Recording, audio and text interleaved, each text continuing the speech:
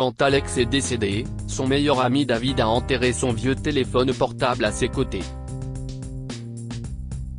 Mais le lendemain, la veuve d'Alex a reçu un appel du numéro de téléphone de son défunt mari.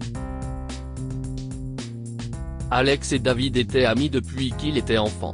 Ils ont fréquenté la même école, ont été diplômés de la même université, puis ont créé leur entreprise ensemble. Étant donné qu'ils sont diplômés de Stanford, le fait que les deux hommes soient brillants et excellents dans les affaires, et qu'ils y soient parvenus dès leur premier essai, n'est pas surprenant. Florissante, leur start-up, Fiota, qui s'occupait essentiellement de services de location de voitures bon marché et facilement accessibles, a connu une croissance importante quelques années seulement après sa création. Cependant, les choses ont commencé à s'effondrer après le mariage d'Alex. Sa femme, Linda, est une femme très calculatrice, et elle a essayé de créer un fossé entre les deux amis. Alex ne pouvait pas voir les intentions néfastes de sa femme puisqu'il était follement amoureux d'elle. Mais quelques mois après leur mariage, elle avait réussi à obtenir un poste de comptable dans leur entreprise. David méprise sa simple présence, et lorsqu'elle commence à s'occuper des comptes de la société, il essaie de suggérer à Alex qu'il n'est pas nécessaire d'engager une tierce personne pour s'occuper de leurs finances, mais Alex dit que le diplôme en finance de Linda serait bénéfique pour la société.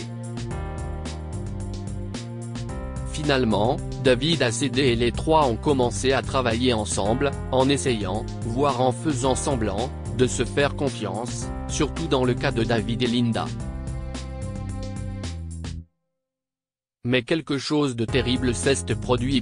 Un soir, alors qu'Alex revenait d'une réunion d'investisseurs, il a été attaqué et battu par des voyous. On le découvre en sang sur le bord de la route et il est transporté d'urgence au service des soins intensifs.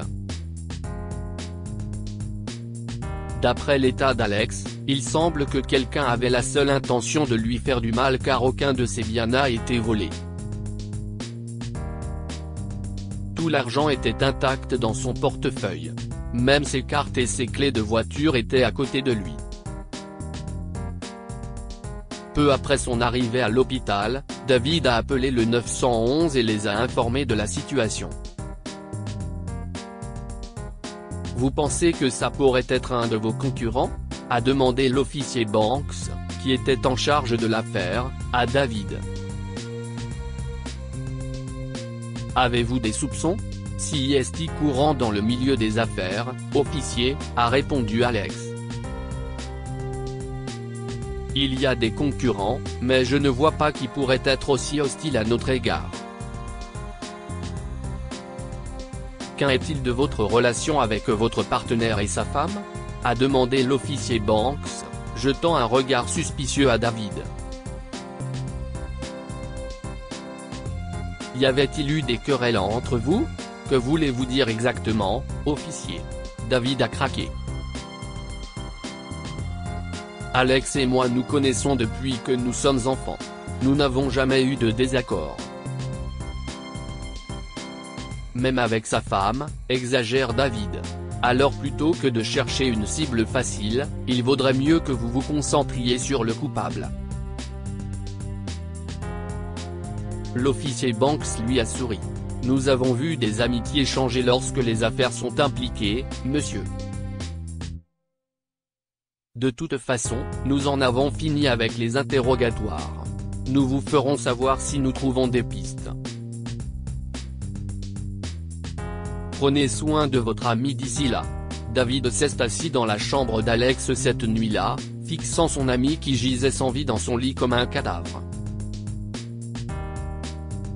Les médecins avaient dit que l'opération était minutieuse, mais que si Alex ne reprenait pas conscience dans les 2 jours suivants, il tomberait dans le coma. Linda n'était déjà plus là depuis tout ce temps, alors David a décidé de l'appeler.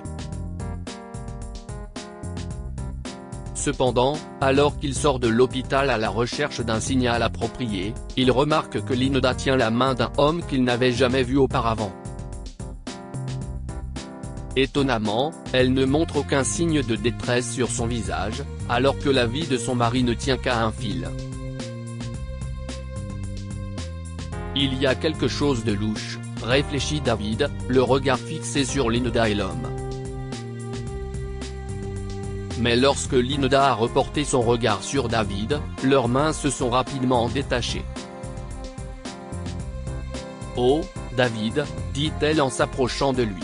J'étais si inquiète. Je suis heureuse que Max ait été là avec moi quand j'ai appris pour Alex. Sinon, je n'étais même pas en état de venir à l'hôpital. Au fait, est-ce qu'Alex va bien ? Qu'ont dit les médecins ? Eh bien, on dirait que tu étais trop bouleversée, Linda. » David a jeté un regard sévère à Max. De toute façon, l'opération s'est bien passée et les médecins attendent qu'il se réveille. J'étais sur le point de partir, mais je pense que je vais rester avec Alex.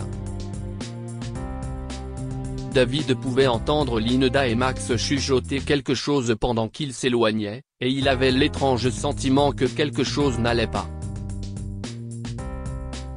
Les jours suivants, il est resté tout le temps à côté d'Alex. Linda, de son côté, s'est comportée bizarrement, alors qu'elle aurait dû s'inquiéter pour son mari.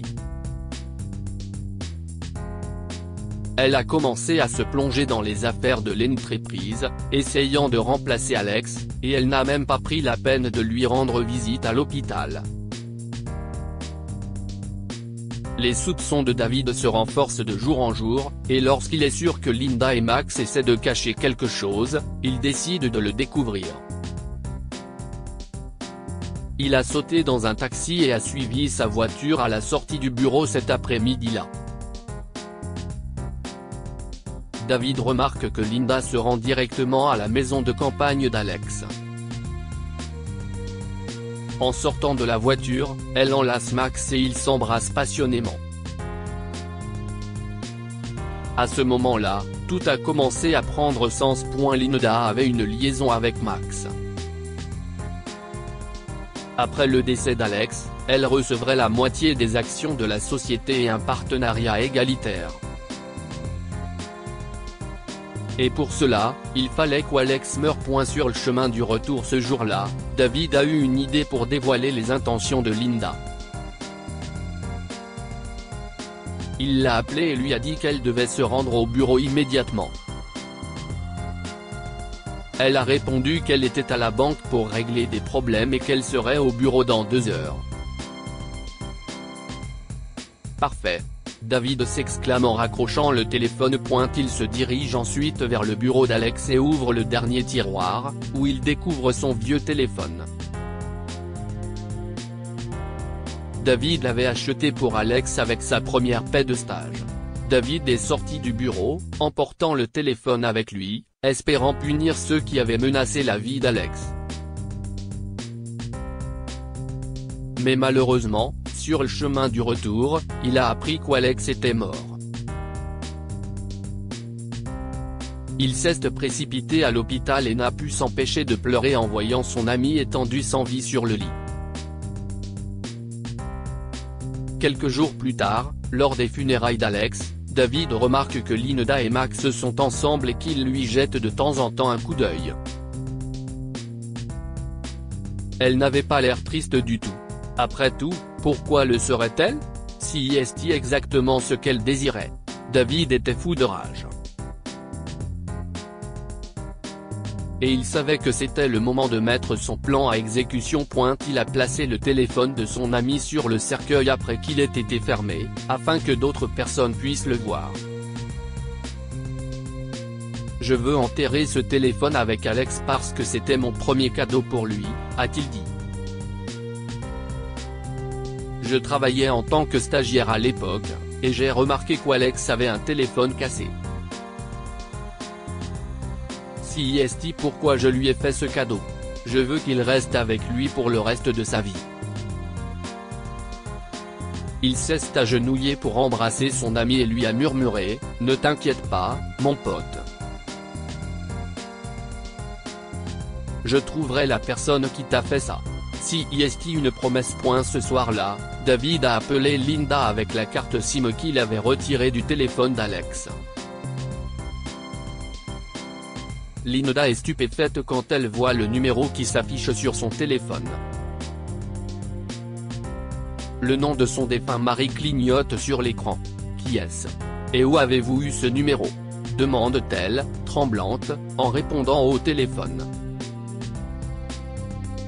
Pensez-vous que vous et votre partenaire allez pouvoir vous en sortir après avoir tué votre mari? Lui demande la voix. Vous serez bientôt derrière les barreaux. Je viendrai vous chercher.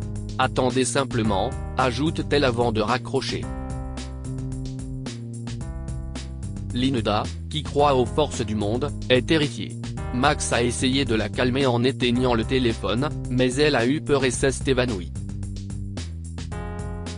Lorsque David a découvert à quel point elle était terrifiée, il lui a adressé une nouvelle menace le lendemain. Tu crois que je ne te retrouverai pas? Rends-toi avant que je te trouve, ou tu seras fini. Linda avait tellement peur cette nuit-là qu'elle a appelé David chez elle. Mais quand il est arrivé, il n'a pas pu la reconnaître. Son visage était criblé de cernes, et elle semblait sur le point de devenir folle. Elle a avoué son crime par peur et a déclaré qu'elle était prête à témoigner contre Max, le cerveau derrière tout cela. Après le procès, lorsque Max et Linda ont été reconnus coupables, David a apporté 2 verres et une bouteille de vin au cimetière. Il a posé un verre sur la tombe d'Alex et a tenu l'autre pendant un long moment.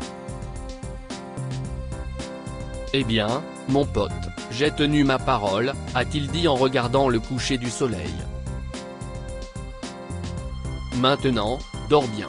J'espère que tu trouveras la paix, où que tu sois. Que pouvons-nous apprendre de cette histoire?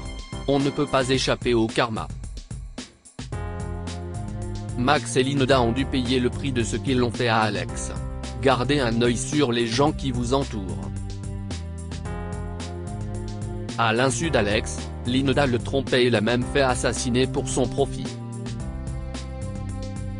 Si vous avez aimé cette histoire, vous aimerez peut-être celle-ci, qui raconte l'histoire d'une veuve qui entend quelqu'un qu'elle ne connaît pas dire tout se passe comme prévu aux funérailles de son mari. Cette histoire est inspirée par l'histoire d'un de nos lecteurs et écrite par un rédacteur professionnel. Toute ressemblance avec de véritables noms ou lieux est une pure coïncidence. Toutes les images sont utilisées uniquement à des fins d'illustration. Partagez votre histoire avec nous. Elle changera peut-être la vie de quelqu'un. Si vous souhaitez partager votre histoire, envoyez-nous un mail à info@amomama.com. Abonnez-vous à Amomama sur Google News.